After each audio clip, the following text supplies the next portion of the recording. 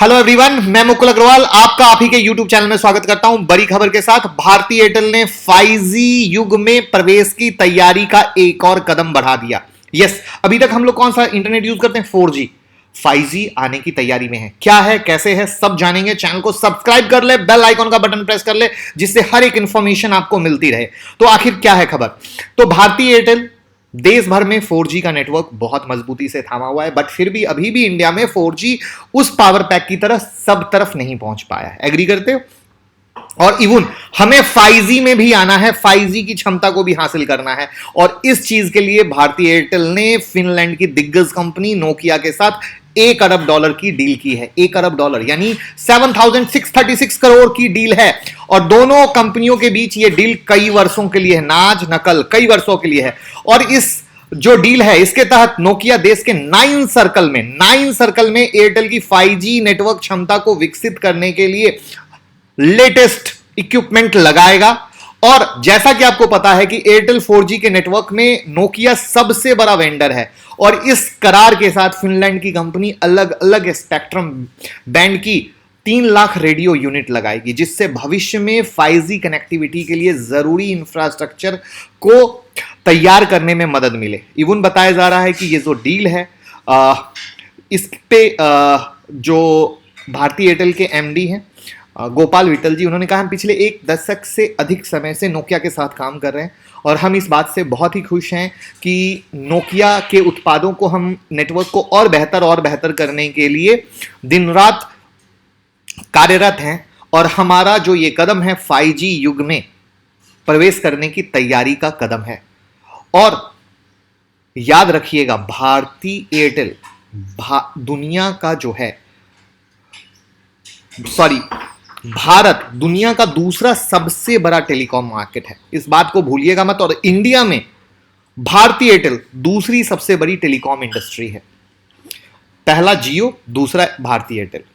Even जो Nokia के president है राजीव सूरी जी, उन्होंने भी कहा है हम पिछले कई सालों से भारती एयरटेल के साथ काम कर रहे हैं और लंबे समय से चला आ रही इस पार्टनरशिप से हम खुश हैं। और फर्दर हम आप लोगों की सेवा में बहुत जल्दी 5G लेके जाएंगे, जिसमें इस 5G के आधार पे अब 5G एक तो ये समझ लीजिएगा कि इस न्यूज का कहीं भी ये मकसद नहीं है कि कल 5G आ रहा है।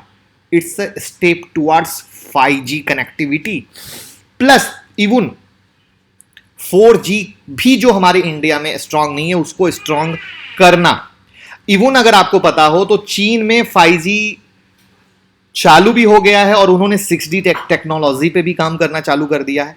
और चीन के 50 से अधिक शहरों में 5G चल रहे हैं और पहले ही दिन उसने 5G के लाखों यूजर बनाकर एक रिकॉर्ड बना दिया था।